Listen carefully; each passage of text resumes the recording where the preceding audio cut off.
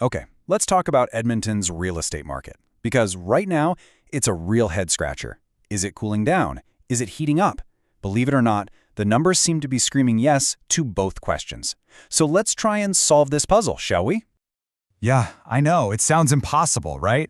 How can a market hit the brakes and the gas at the exact same time? Well, that's the big question we're diving into. Let's figure out what is really going on here.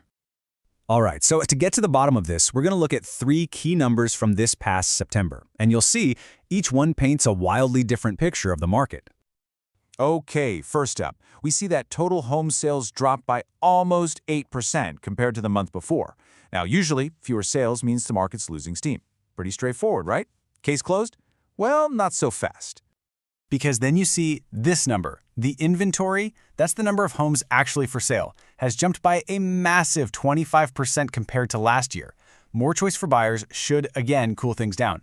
So, okay, 2 for 2, everything seems to point to a market that's slowing down.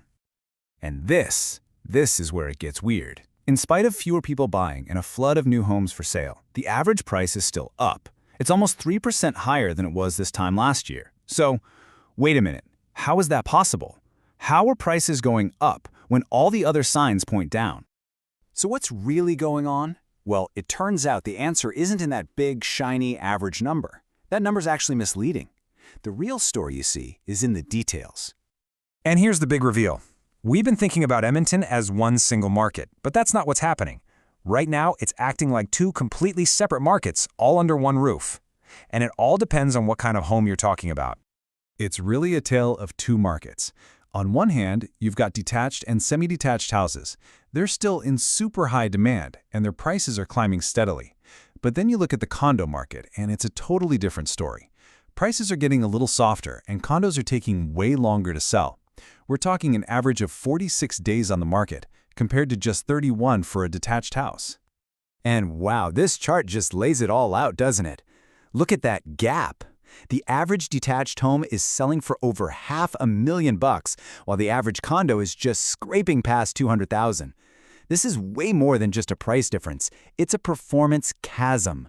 All the heat, all the demand, it's clearly concentrated in one part of the market.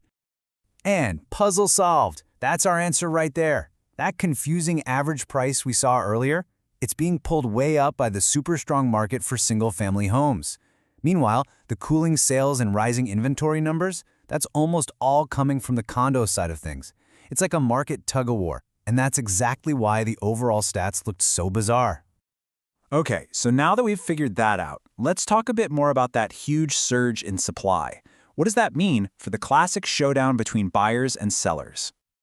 Well, to figure that out, people in the know use this handy little tool called the sales to new listings ratio. Sounds fancy, but it's actually super simple. All it does is compare how many homes were sold versus how many new ones just hit the market. Here's how it works. If the ratio is below 40%, buyers have the upper hand. Between 40 and 60, things are pretty balanced. But if it's over 60%, sellers are in the driver's seat. So where's Edmonton? Right now, it's sitting at 63%. So yeah, it's technically still a seller's market. But that number has been trending down. The power is slowly but surely shifting back toward the middle. Okay, that's enough stats for a minute.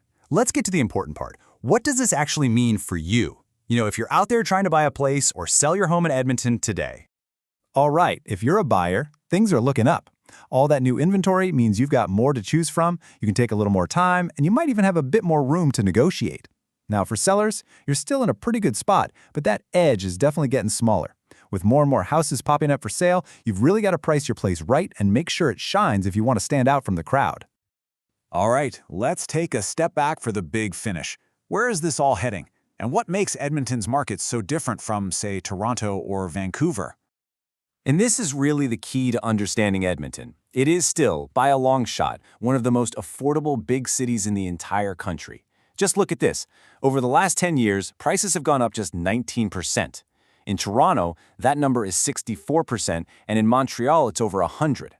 What that tells you is that this is a much more stable market, one that's not driven by crazy speculation. And on top of that, they're actually building enough new homes to keep up, which is a huge deal for keeping things balanced long term. So what's the big wild card in all of this? You guessed it, interest rates.